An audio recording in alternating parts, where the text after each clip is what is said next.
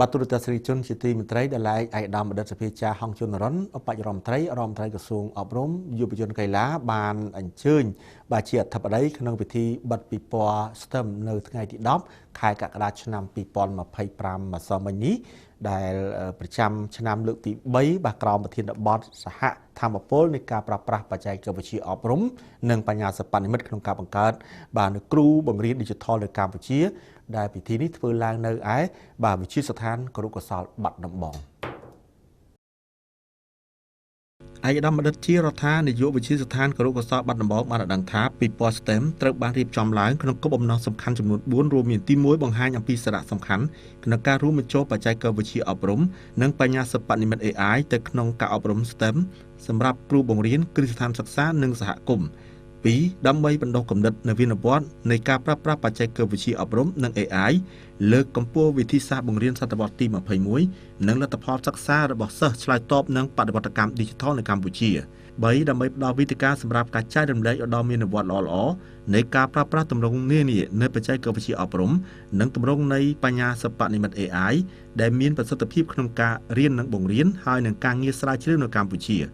4ដើម្បីជំរុញកិច្ចសហប្រតិបត្តិការជាតិអន្តរជាតិការកសាងបណ្ដាញនិងប្រព័ន្ធអេកូឡូស៊ីនៃការអប់រំគ្រូសតវត្សទី21ដែលរួមបញ្ចូលបច្ចេកវិទ្យាបញ្ញាសិប្បនិម្មិត AI ដែលជាមូលដ្ឋាននៅក្នុងការអភិវឌ្ឍគ្រូ Digital នៅកម្ពុជា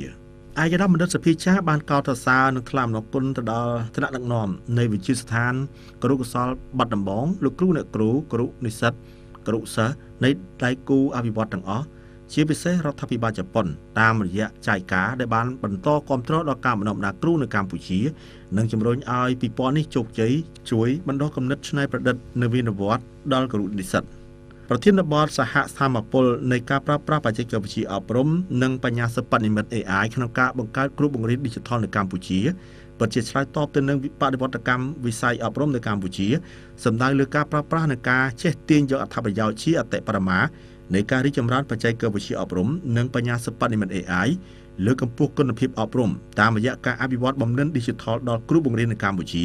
ដើម្បីឆ្លើយតបទៅនឹងការវិវត្តយ៉ាងឆាប់រហ័សនៃបច្ចេកវិទ្យា Digital នៅក្នុងតំបន់និងពិភពលោកដែលនឹងនាំមកនូវការផ្លាស់ប្ដូរជាវិជ្ជមានយ៉ាងច្រើនដល់វិស័យអប់រំនៅកម្ពុជាឯកឧត្តមបានបន្ថែមថាក្រសួងអប់រំយុវជននិងកីឡាបានកំពុងតែសិក្សាឧត្តមមានវត្តនៃការអនុវត្តកម្មវិធី STEM នៅតាមសាលាចំនួនថ្មីទាំង14សាលាទូទាំងប្រទេសដែលបានផ្ដល់ផលជះជាវិជ្ជមានយ៉ាងច្រើនលើការអភិវឌ្ឍសមត្ថភាពគ្រូនិងអ្នកស្រាវជ្រាវលើមុខវិជ្ជាវិទ្យាសាស្ត្របច្ចេកវិទ្យាវិស្វកម្មនិងគណិតវិទ្យាដែលបង្កើតលក្ខខណ្ឌនិងបរិស្ថានសមស្របសម្រាប់អភិវឌ្ឍសមត្ថភាពរបស់គ្រូនិងសិស្សជំរុញការសិក្សាស្រាវជ្រាវលើមុខវិជ្ជា STEM ដោយផ្សារភ្ជាប់មុខវិជ្ជាទាំងនេះទៅក្នុងជីវភាពរស់នៅនិងការអប់រំបំណិនជីវិតហើយនឹងការបង្កើនការចូលរួមនៅប្រសិទ្ធភាពក្នុងការធ្វើសមរណកម្មវិទ្យាសាស្ត្របច្ចេកវិទ្យាវិស្វកម្ម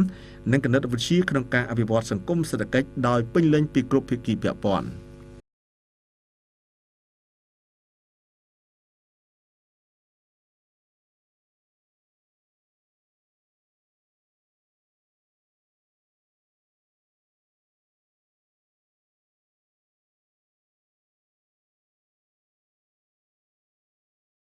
បន្តទស្សនានៅព័ត៌មានដោយឡែក